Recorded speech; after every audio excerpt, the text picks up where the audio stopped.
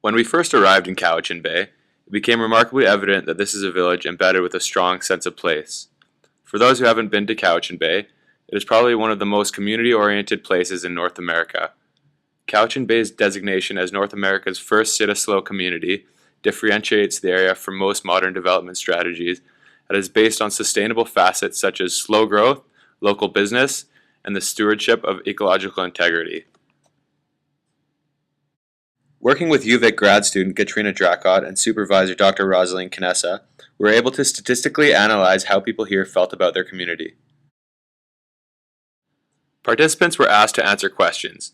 The possible responses between 1 and 5 represented values based upon how strongly participants agreed or disagreed with each statement, 1 being strongly agree and 5 being strongly disagree. When people were asked why they have chosen to live in the Cowichan Bay estuary region, most participants were in agreement that they have chosen to live here for its close proximity to the sea, with an average of 1.4. The second most significant average was 1.5, which falls in between agree and strongly agree. This showcases the heavy influence surrounding nature and wildlife have on people's decisions to live here. This definitely correlates with our discussion with 2 of the local hotel employees, in which they were very clear in their analyses that most people who travel to the area did so for the outdoor activities and surrounding wildlife.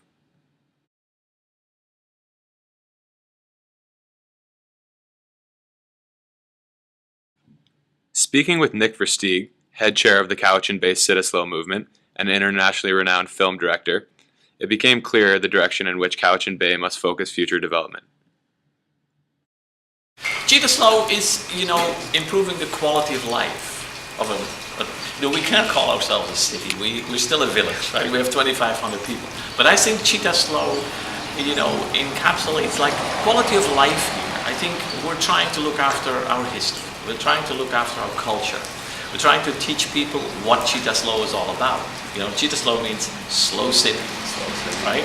So food is a big part of it. So we're trying to encourage restaurants to come up with local dishes from local farmers, local fish, and tell it to the people that visit us, like the tourists. Say, this is a Cittaslow dish, and then they have to explain, okay, the Cittaslow dish, and this is from local food, from local products, right? And that's, I think, how we get the name Cittaslow out there to the people, right? So it's all about the quality of life.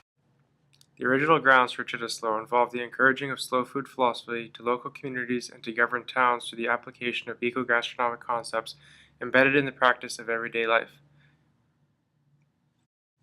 Cowichan Bay was first designated in 2009 as a Cittaslow community characterized by people's valuation of community relationships, celebration of heritage and traditions, promotion of craftsmanship and environmental stewardship, maintenance of unique character, and the engaging of both residents and visitors through the sharing of this high-quality living. The movement started within the walls of True Grain Bakery, where what's now Hiller's Cheese used to be located as well. Since then, the movement has traversed across the entire village, encouraging people to become more connected with the foods they eat and with the area that provides them.